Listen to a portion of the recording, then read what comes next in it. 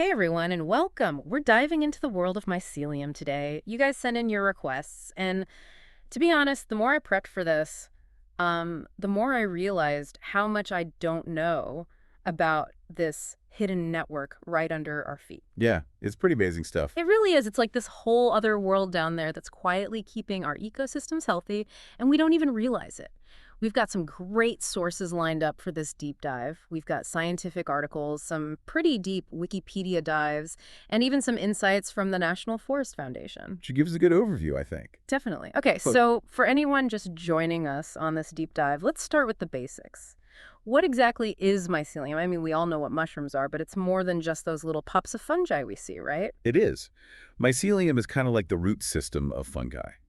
Imagine this massive network of tiny threads called hyphae spreading out beneath the surface. Okay. Those hyphae, those threads, they're the real workhorses, breaking down organic matter and all that. So it's like nature's recycling system. Yeah, I was reading one of the articles and it said mycelium can even break down things like petroleum products, which just seems wild. it's true. And that's the basic idea behind mycoremediation, which is essentially just using fungi to clean up pollutants. Mm. There was this one study, I think it was with oyster mushrooms. They were able to remove like 90% of petroleum hydrocarbons from contaminated soil Wow.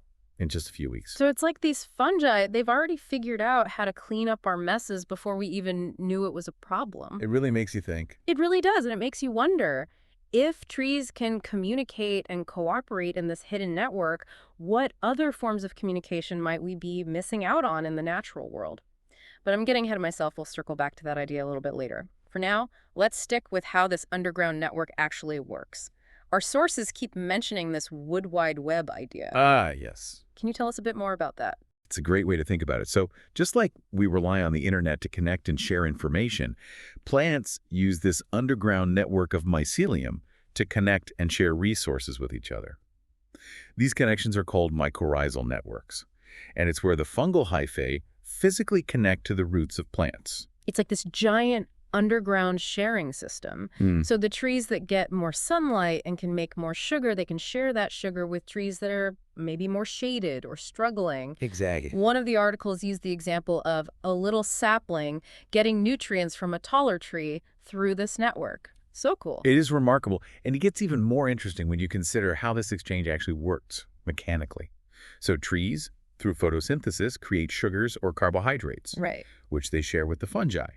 And then in return, the fungi, they provide the trees with essential nutrients like phosphorus and nitrogen, which they're much better at extracting from the soil. It's a brilliant system, and I think our listener will find it interesting that this exchange isn't just a one-way street. While the fungi help nourish the trees, they also keep a portion of the sugar provided by the trees, which makes sense. They got to eat too. Absolutely. It's a symbiotic relationship. Both parties benefit.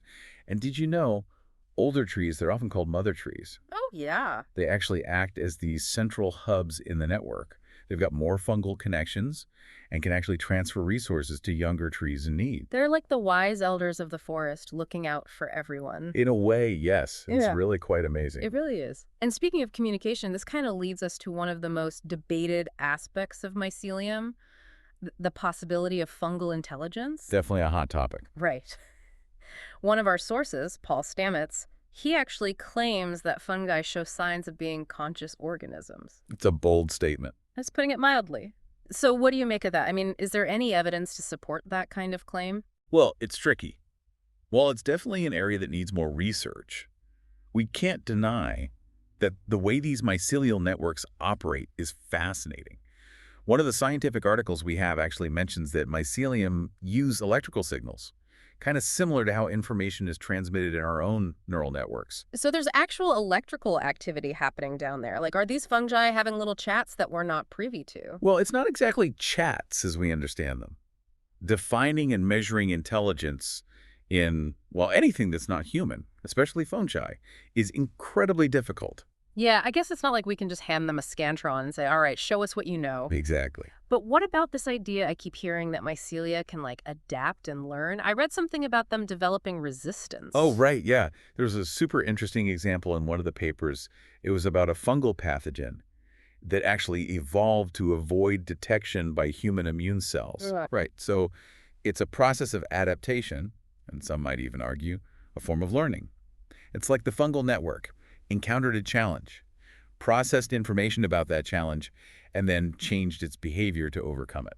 So maybe not conscious thought the way we think about it, but definitely some next level information processing and response to the environment going on. I think that's a fair way to put it.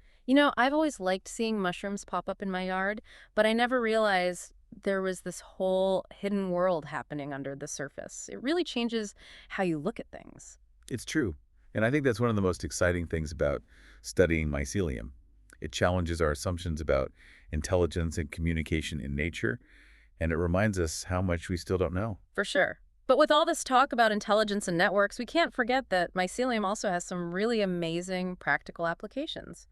Our listeners sent in some information about using mycelium for sustainable materials. Yeah, that's a really cool area of research right now. I was blown away by the possibilities. There are companies like Ecovative Design who are leading the way, using mycelium to create all kinds of things. Biodegradable packaging, furniture, even leather-like textiles. Wait, mycelium furniture? That's wild. What will they think of next? And it's not just about replacing unsustainable materials either. Mycelium could even revolutionize medicine. Absolutely. We already know about some fungi that are used in traditional medicine, and there's tons of research going on right now exploring the medicinal properties of mycelium from things like reishi and lion's mane mushrooms. Some scientists believe they could hold the key to new treatments for a bunch of different conditions. So we've got mycelium cleaning up pollution, building our homes, maybe even treating diseases like the Swiss Army knife of sustainable solutions. Yeah. Who knew something so small and hidden could be so powerful? Right. It really makes you think about the interconnectedness of, well, everything, right? Mycelium isn't just about fungi. It's about how fungi and plants and even bacteria all interact. And how they depend on each other. Exactly. It's like we've stumbled onto one of nature's best-kept secrets. And it's just starting to get the attention it deserves. There's so much potential here. Totally. But all this talk about intelligence and networks, we can't forget this has some really big implications for how we treat the environment, right? Huge implications. For a long time, we focused on individual organisms.